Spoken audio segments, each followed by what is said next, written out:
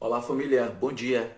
Vamos seguir nossa jornada? Mas antes disso, se você ainda não é inscrito no nosso canal, já se inscreve nesse joinha que está aparecendo aqui do lado, ative as notificações para que você possa receber todos os vídeos que nós postarmos e então você possa compartilhar com mais pessoas. Bom dia! Você deve se recordar que no estudo passado nós falamos sobre a origem do pecado, por as causas do sofrimento aqui nessa terra. E algo interessante que nós notamos foi que nós encerramos, na verdade, o estudo passado falando a respeito da situação que o homem e a mulher se encontravam agora, porque eles haviam pecado. E o verso 23 de Gênesis capítulo 3 diz que eles acabaram sendo expulsos do Jardim do Éden. Mas além de expulsos do Jardim do Éden, o homem e sua mulher, eles também foram condenados à morte. Porque Deus havia dito o seguinte, que eles não deveriam comer daquela árvore, porque se eles comessem ou tocassem nela, eles fariam o quê? Eles iriam morrer. Era essas condições em que eles se encontravam. Entretanto, você lembra que o último estudo que nós fizemos, nós terminamos em Gênesis capítulo 3 e versículo 15, falando que Deus agora aponta para uma solução. E quem era essa solução? Essa solução é o próprio Jesus. Mas veja, Deus criou o ser humano, Deus criou um anjo perfeito chamado Lúcifer, Deus não criou o pecado. Mas quando o homem, mesmo pela sua livre vontade, seu livre arbítrio, ele decide pecar, ele decide se afastar de Deus, o que é que Deus faz? No livro de Gênesis, no capítulo 3, do versículo de 8 a 11, nós vamos entender que Deus ele toma uma atitude inesperada. Deus então entra com uma providência. E o que é que acontece? Gênesis capítulo 3, versículo de 8 a 11 diz o seguinte: Quando ouviram a voz do Senhor Deus, que andava no jardim pela viração do dia, esconderam-se da presença do Senhor Deus, o homem e sua mulher por entre as árvores do jardim. Versículo 9 diz assim para nós: E chamou o Senhor Deus ao homem e lhe perguntou: Aonde estás? Aqui vai seguir um diálogo muito interessante, onde Adão e Eva eles começam a colocar a culpa um no outro e depois na serpente. Enfim, eles tentam buscar uma desculpa para o pecado. Entretanto, a questão é, não existe desculpa para o pecado. Eu e você somos responsáveis pelas nossas atitudes. E o dom mais precioso que Deus colocou em nosso coração como seres criados foi justamente o livre arbítrio. Mas veja, você observa que Deus não ficou inerte. Ele não se sentou no trono e disse assim: tá bom, o homem pecou, não vou fazer nada, eu lhes havia dado o livre arbítrio e pronto, ele está condenado. Não. Você pode observar como Deus é alguém que tem interesse em nós, mesmo tendo sido culpa nossa, mesmo tendo sido uma atitude, uma decisão nossa de pecado e nos afastar de Deus, Deus não ficou parado, vendo as coisas acontecerem. Deus toma uma atitude. O versículo 9 diz que chamou Deus ao homem e lhe perguntou: Aonde estás? Ora, essas palavras, elas ecoam desde o Jardim do Éden até os dias que nós estamos vivendo. Você que está assistindo agora, com certeza já deve ter ouvido o chamado de Deus na sua vida. Mas o fato é que mesmo conscientes da nossa dependência de Deus, nós muitas das vezes decidimos deixar para depois. Ou fazemos igual Adão e Eva fizeram. Na verdade, o verso 8 diz que eles estavam escondidos por entre as árvores do jardim.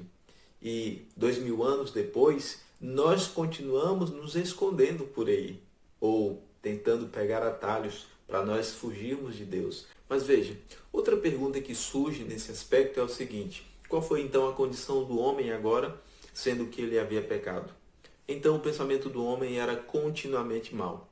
E no livro de Romanos, capítulo 3, versículo 23, diz que todos pecaram e carecem da glória de Deus. Então essa era a condição em que o homem se encontrava, logo depois do pecado. Entretanto, Deus havia providenciado uma solução. Deus havia estabelecido um plano pelo qual ele salvaria o mundo, diz a Bíblia, a palavra de Deus. E eu gostaria de me demorar com você em um verso que escolhi nessa manhã para que nós meditemos um pouquinho mais a respeito desse tema. Isaías capítulo 53, o versículo 3 em diante, que nos diz o seguinte. Verso 3, assim, que ele era desprezado e mais rejeitado entre os homens, homem de dores e que sabe o que é padecer. E como um de quem os homens escondem o rosto, era desprezado e dele não fizemos caso. O verso 4 nos diz assim: certamente ele tomou sobre si as nossas enfermidades e as nossas dores levou sobre si. E nós o reputávamos por aflito, ferido de Deus e oprimido. Todos nós andávamos desgarrados como ovelhas, cada um se desviava pelo caminho, mas o Senhor fez cair sobre ele a iniquidade de todos nós. Mas Deus não disse que o homem morreria se ele tocasse ou comesse daquela fruta? Sim, mas como já aprendemos no estudo passado, você observa que quando o homem ele come daquele fruto, ele não morre instantaneamente. Mas o que acontece? Mesmo não morrendo instantaneamente, naquele dia houve morte. Porque se você continuar na leitura ali do Gênesis capítulo 3, você vai ver que Deus fez uma roupa para aquelas pessoas. Deus fez uma roupa para Adão e Eva de pele de cordeiro, pele de ovelhas. Então alguém morreu no lugar deles, simbolizando de que alguém tomaria a culpa pelo pecado. Mas a pergunta que vamos responder nessa manhã é: por que Deus quer me salvar? Ou do que Ele quer me salvar? Por que Jesus morreu em meu lugar? Nós compreendemos muito bem quando nos paramos para refletir que não existe uma justificativa para o pecado. Deus criou um anjo perfeito no céu chamado Lúcifer. Nós aprendemos no estudo passado. E então, pela sua decisão, pelo seu livre-arbítrio, ele decide então pecar. Mas o pecado ele tem as suas consequências. E quando o homem aceita no Jardim do Éden o plano de Satanás e rejeita o plano de Deus, ele então entra na linha das consequências pela desobediência, por sair do caminho, por sair do plano original de Deus para cada um de nós. Então nós estávamos condenados à morte, mas na pessoa de Jesus nós temos vida. E por que temos vida na pessoa de Jesus? Por que Deus quer nos salvar? Do que Ele quer nos salvar? Pois bem, eu digo para você, Deus quer nos salvar porque Ele é um Pai de amor. Imagine que você tenha, quem sabe, algum parente mesmo distante, em uma situação, vivendo uma vida à margem da sociedade, quem sabe no mundo das drogas. Você teria desejo que essa pessoa fosse liberta do vício, fosse liberta da dependência? É claro que sim, mas imagine que fosse alguém mais próximo de você, que fosse, quem sabe, o teu irmão. Não, eu gostaria de ir mais longe. Imagine que fosse alguém bem mais próximo de você, que fosse o seu pai ou a sua mãe. Mas você vai ter maior entendimento quando você pensar que esse alguém que se encontrasse dependente, aprisionado no vício, fosse o seu filho ou a sua filha. Então eu pergunto para você, que esforços você faria para que esse alguém fosse liberto dessa condição?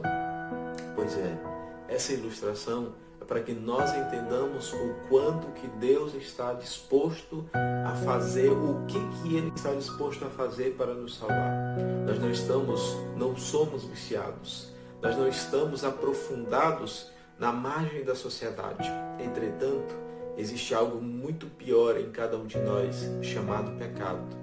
E que essas condições, elas acabam nos afastando para longe de Deus e aproximando-nos cada vez mais da morte eterna. E do que Deus quer nos livrar? É justamente disso, da morte eterna. Por que é importante nós entendermos que Jesus já nos salvou e que a nossa parte agora no plano é simplesmente aceitar o seu sacrifício? Então, meu apelo para você nessa manhã é: aceite o sacrifício de Jesus. O livro de Isaías mostra para nós que Ele morreu em nosso lugar, Ele tomou a nossa culpa, as nossas dores Ele levou sobre si.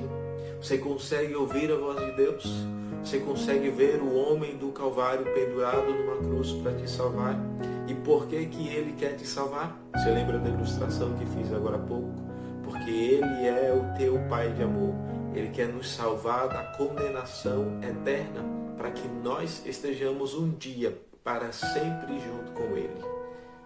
Que você tome a decisão hoje de aceitar a Cristo como seu Salvador, mas que essa decisão não seja apenas hoje, ela seja diariamente, em nome de Jesus.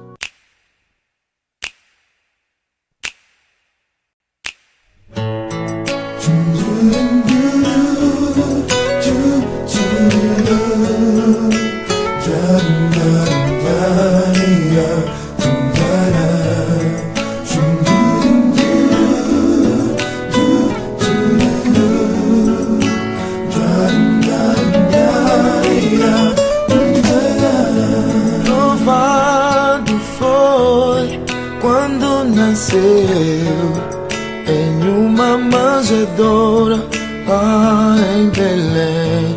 Ele cresceu, milagres fez, e mesmo assim perseguido foi.